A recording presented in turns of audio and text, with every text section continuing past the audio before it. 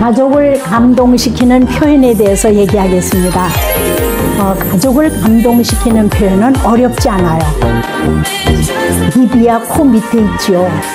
그런데 이 코 밑에 있는 입을 말할 때 어디를 많이 사용해서 말을 하느냐에 따라서 음성이 다 달라져요. 감동을 주기 위해서는 성의 있게 말하면 돼요.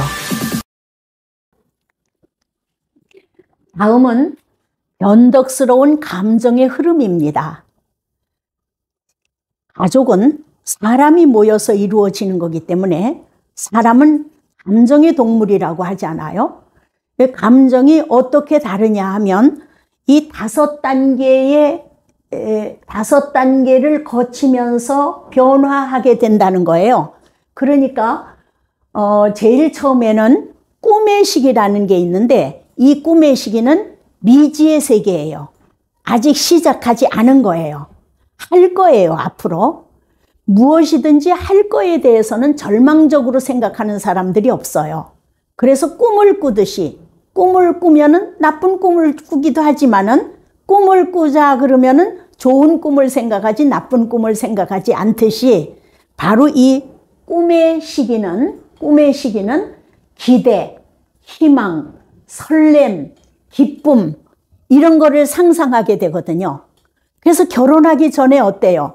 저 사람하고 결혼하면은 둘이 악착같이 싸우다가 결국은 못 살게 될 거야 라고 생각하면서 결혼하는 사람은 아마도 없을 거예요. 저 사람하고는 너무너무 멋진 삶을 살 수 있을 거라고 생각해서 선택하고 결혼하지 않아요? 이게 결혼하기 전에는 그 결혼 상대자에 대해서 결혼 안 했고 결혼 생활을 시작하지 않았기 때문에 꿈의 시기입니다. 꿈의 시기. 자, 그 다음에 이 꿈의 시기를 지나서 결혼을 했어요. 결혼을 하게 되면 현실이 됐잖아요. 현실이 되면 더 좋아져야 될 텐데 좋아지지 않아요. 바로 환멸의 시기라는 게 와요. 그러니까 엄청나게 절망을 하게 되고 후회를 하게 되고 원망을 하게 되고 불평을 하게 되는 이런 시기가 오게 됩니다. 자, 그러니까 내가 어째서 저 사람하고 결혼했을까? 후회를 하는 거예요. 어째서 하기는 뭐 꿈을 꾸고 결혼을 했죠. 근데 결혼해가지고는 후회하는 거죠.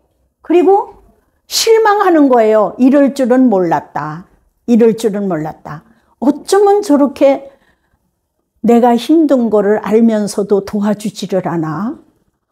사람이 어떻게 저럴 수가 있어? 실망하는 거예요. 그리고 원망하고 불평해요. 소개해준 친구를 생각하면서 어째 저런 사람을 나한테 소개를 해줬지? 이런 생각까지 하게 되는 거죠. 그래서 왜 중신을 잘하면은 술을 석 잔을 얻어먹고 중신을 잘 못하게 되면 뺨을 석 대 얻어맞는다 그러잖아요. 결국은 뺨 맞는 사람이 많지 술 얻어먹는 사람이 많지가 않다는 거예요. 그건 바로 무엇 때문이냐 하면 결혼하기 전의 생각과 결혼했을 때와는 완전히 다르다. 이렇게 보시면 되겠어요. 저도 결혼하기 전에 한 10년을 알고 지냈거든요. 서로 알면서 뭐 교제를 적극적으로 한 건 아니지만 일단 알고 지낸 사이예요. 그때 저는 그 사람이 결혼을 하게 되면 나에게 절대적으로 잘해줄 줄 알았어요.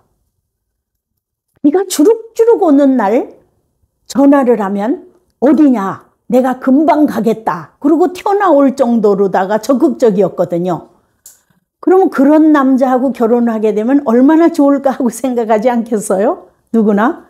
그런데 결혼을 하고 딱 났더니 비가 와서 우산을 좀 가지고 나와달라고 전화를 하니까 뭐라고 하냐면 택시 타고 와. 이렇게 얘기를 하는 거예요. 그러면 그 똑같은 사람이에요? 똑같은 사람이라고 믿어지지 않죠? 그러니까 어머 내가 속은 거 아니야? 원래 저런 사람이야? 이렇게 이제 자꾸 갸우뚱거리게 되죠. 이게 환멸의 시기예요. 그 상태가 지속되다가 보면 불행의 시기에 접어들게 돼요. 그러니까 바로 좌절하게 되고요. 희망이 없는 거예요. 그 다음에 가라앉아요. 모든 감정이 다운됩니다. 그리고 슬픔에 잠기게 되고요. 여기에서 이제 우울증 같은 것도 오게 되겠죠. 그리고 포기를 하게 돼요. 나 이제 더 이상 내가 노력해도 안 돼. 난 더 이상 기대가 없어. 희망이 없어. 이래서 현실을 포기하게 되는 경우에 이혼이라는 것을 하게 됩니다. 이혼이 바로 이 불행의 시기에서 포기를 해서 다시 이혼을 꿈으로 생각하는 거예요. 차라리 이렇게 살 바에는 나 혼자 정말 심플하게 사는 게 나아. 먹고 싶을 때 먹고, 음악 듣고 싶을 때 음악 듣고, 자고 싶을 때 자고, 그게 한결 낫잖아? 내가 왜 가족을 만들어가지고 이렇게 치여서 살아야 돼? 의무를 이행하면서 살아야 돼? 이런 이제 후회를 하게 되거든요. 그래서 이혼이라는 거를 하게 되는 게 꿈입니다. 그러나 그 꿈을 현실로 이루게 되면 다시 환멸이 와요. 다시. 왜 누가 이혼했다고? 어머, 이혼하셨다면서요? 축하합니다. 용기 있으셨어요. 참 잘하셨네요. 이렇게 얘기하는 사람은 또 없거든요. 그러면 이제 거기에서 혼자 견디다가 보면 비가 부슬부슬 오는 날인데 몸은 여기도 쑤시고 저기도 쑤시고 그러면 슬퍼서 두루넣어가지고 괴로워하고 있을 때 옆집에 있는 아주머니가 노크를 해서 나가보니까 아주머니가 왔어요. 웬일이세요? 아이, 그냥 차 한잔 하면서 얘기할까 하고요. 그래요? 아유, 저는 조금 자려고 누우려고 그랬는데, 그러세요? 그러면 제가 가겠습니다. 아니에요, 그냥 들어오세요, 들어오세요. 이래서 들어와가지고 얘기를 시작하는 거예요. 그러면 외로움이 이제 다 배어 나오는 자기 실토를 하게 되죠. 그럴 때 재혼하세요. 그냥 이렇게 하고 나이도 있는데 혼자 살 필요가 뭐 있어요? 이렇게 부추기게 되면 또 재혼이 꿈이 되는 거예요. 꿈이. 그래서 다시 현실을 포기하고 재혼을 또 시도하게 되죠. 그러면 그 재혼을 하게 되면 어때요? 하기 전에는 상상의 나래를 펴면서 좋을 것만 생각하지만 실제로 재혼을 하게 되면 현실로 부닥쳤을 때 또 후회, 실망, 원망, 불평을 하게 되겠죠. 그럼 여기에서 우리는 바로 불행으로 또 이어지면서 또 슬픔에 잠기게 돼요. 그러면 또 현실 도피를 하게 되죠. 그게 또 이혼이에요. 이렇게 뱅뱅 돌게 되는 경우들이 많이 있게 되는데요. 또 직장 생활도 마찬가지입니다. 사실상 우리가 일을 하면서 월급을 받고 일을 하는 거는 재미있고 즐거워서 그 일을 하는 건 아니거든요. 그래서 재미없고 하기 싫은 일을 하기 때문에 월급이라는 미끼를 주는 거예요. 이거 받고 참아라, 이거 받고 참아라, 이거거든요. 근데 재미있는 데 가보세요. 다 돈 내라고 그러죠. 그러니까 돈을 받는 것은 재미없는 일이고 또 내가 하고 싶지 않은 일이지만은 그러나 재미있는 일에 가보면 다 돈을 내가 내야 되거든요. 줘야 되거든요. 그러니까 내가 받는 일은 재미없는 일이다. 이렇게 생각하시면 되겠죠. 그래서 우리가 직장 생활을 할 때도 마찬가지로 직장에 들어가기 전에는 꿈의 시기예요. 그러나 출근을 해서 다니게 되면은 환멸의 시기가 와요. 그 다음이 불행의 시기로 떨어지게 되는데 여기에서 우리가 뭐를 하게 되느냐 하면 대체로 이제 또 사표를 내게 되는 이런 일이 있게 되죠. 자, 그런데 여기에서 불행의 시기에서 꿈의 시기로 가지 않고 다시 자기 스스로를 자기가 다스리는 거예요. 그래서 각성의 시기로 가게 되는 경우가 있습니다. 이 각성의 시기로 가게 되면은 이혼도 하지 않고 사표도 내지 않고, 그리고 분수를 알게 되고 각성을 하게 되고 자기 스스로 위로를 해요. 아유, 그래도 우리 집 양반은 자상하지는 않아도 못된 짓은 안 하잖아. 아유, 우리 그이는 그래도 술은 좀 마셔도 노름은 안 하잖아.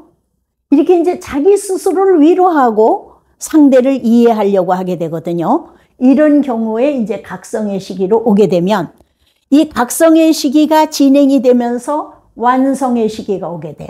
이 완성의 시기는 바로 평화롭고 이게 왜 왔지?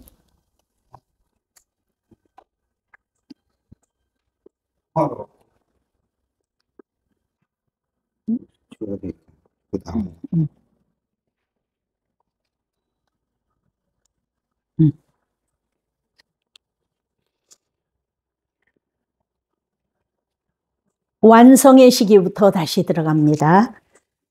완성의 시기에는 평화가 오는 거예요. 마음에 안정이 오게 되고요. 그래서 도리를 알게 되고 그리고 책임감을 느끼게 되죠. 그래서 이 안정의 시기, 다시 말하면 완성의 시기에 젖어들게 되면은 자기 스스로 자기를 컨트롤하게 되는 겁니다. 그러니까 남이 화를 벌컥 내도 내가 평화로우니까 그 사람이 화내는 거에 대해서 같이 화가 나지 않는 거예요.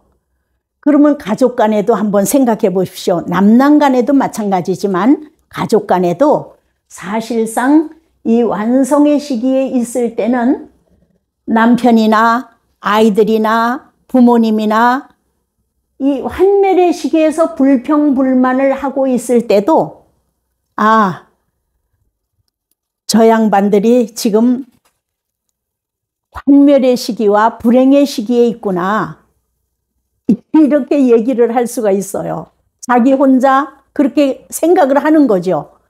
그런데 우리가 이 완성의 시기에 와 있지 않을 때, 환멸의 시기에 있을 때 누군가가 환멸의 시기에서 다시 이제 뭐 불평을 한다던가 이렇게 하면은 누구는 뭐 좋아서 참는 줄 아느냐 하면서 벌컥 같이 화를 내게 되는 거죠. 그럼 싸움이 되어지는 거예요. 그러니까 우리가 환멸의 시기와 불행의 시기를 심리학에서는 권태기라고 얘기를 합니다. 이 권태기라는 것은 결혼해서 한 번 겪으면 되는 게 아니라 수시로 옵니다. 수시로. 다시 말하면 꿈의 시기에서 환멸의 시기, 불행의 시기, 각성의 시기, 완성의 시기에 왔다가 어떤 계기를 만들어 가지고 다시 꿈의 시기가 되는 거예요. 다시 꿈의 시기에서 막 부풀어 있다가 그게 현실이 또 되면은 환멸의 시기와 불행의 시기에 늪에 빠져 가지고 괴로워하게 되는 거죠. 그러다가 스스로 자기 혼자 헤어나는 거예요. 그래서 각성의 시기와 완성의 시기로 또 헤어나게 되죠. 이제 가족 간에 우리는 서로 다른 감정의 주기를 갖게 되는 수가 있습니다. 한 사람은 꿈의 시기에 부풀었는데 남편에게 얘기를 해도 남편이 동조를 안 해요. 여보, 이번 일요일 날 일요일 하루만 가면 조금 아쉬우니까 토요일하고 일요일 1박 2일 우리 야영을 가볼까? 이렇게 얘기를 하면 너무너무 꿈에 부풀어서 얘기했는데 그때 남편의 감정이 환멸이나 불행의 시기에 있다면 동조를 절대 하지 않습니다. 그러니까 무슨 나이가 몇 살인데 지금 야영이야? 아직 소년 줄 알아? 이러면서 무시를 하는 거예요. 그럴 때 어처구니가 없어서 멍하게 쳐다보게 되죠. 이런 게 바로 이제 서로 안 맞는다고 생각을 하게 되는데 안 맞는 게 아니에요. 감정의 주기가 서로 다를 뿐이에요. 그래서 그 감정의 주기가 서로 다를 때 뭐를 해줘야 되느냐 하면 이 늪에 빠져 있는 이 상대에게 약이라도 간단하게 하나를 먹고 컨트롤을 해보게 한다던가, 아니면은 사우나를 하면서 쉼을 취하게 한다던가, 아니면 잠을 푹 자게 한다던가, 아니면은 위인 전기 같은 거를 권해서 그 사람이 수용을 하게 되면 읽게 한다던가, 이런 어떤 계기를 마련해서 빨리 각성을 하게끔 만들어줘야 돼요. 이게 안 되게 되면 혼자서 늪에서 계속 빠져가지고 오랫동안 시간을 끌게 됩니다. 그래서 왜 그런 얘기가 있잖아요. 여우 같은 여자하고는 살기가 편해도 곰 같은 여자하고는 살기가 힘들다, 이런 얘기를 해요. 그게 바로 뭐냐면 이 감정의 흐름이 느리다는 뜻이에요, 곰은. 그러면 바로 환멸의 시기와 불행의 시기에 빠져 있을 때 이게 얼마나 오래 갈지 모르는 거죠.